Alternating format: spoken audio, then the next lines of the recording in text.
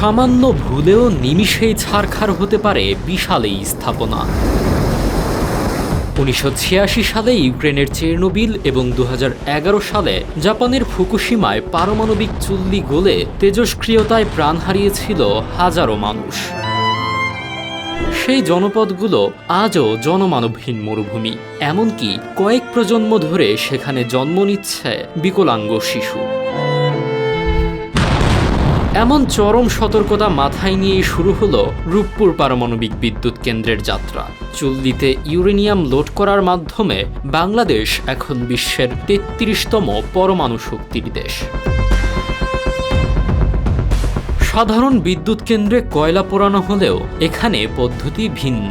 চুল্লির ভেতর ইউরেনিয়াম পরমাণুকে নিউট্রন দিয়ে আঘাত করে দ্বিখণ্ডিত করা হয়, যাকে বলে ফিশন বিক্রিয়া।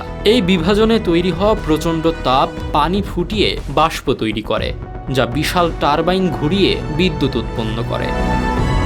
আমাদের ভিডিওগুলো ফুলবাড়ী দিনাজপুর থেকে দেখছেন তানভীর হাসান, বাগেরহাট থেকে দেখছেন মাহবুবুল্লাহ, মোহাম্মদ ইব্রাহিম দেখছেন ওমান থেকে, রূপম চাকমা দেখছেন খাগড়াছড়ি থেকে এবং জোহানেসবার্গ থেকে দেখছেন মুর্তজা। আপনি কোথা থেকে দেখছেন তা জানিয়ে দিন কমেন্ট বক্সে।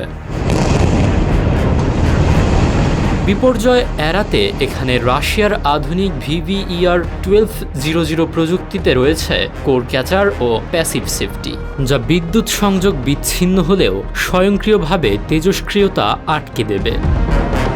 মাত্র একটি ইউরেনিয়াম প্যালেট 3 টন কয়লার সমান শক্তি দেয়। 163টি ফুয়েল অ্যাসেম্বলি থেকে উৎপাদিত 2400 মেগাওয়াট নির্মল বিদ্যুৎ এখন বাংলাদেশের শিল্পায়নের চিত্র বদলে দিতে পুরোপুরি প্রস্তুত।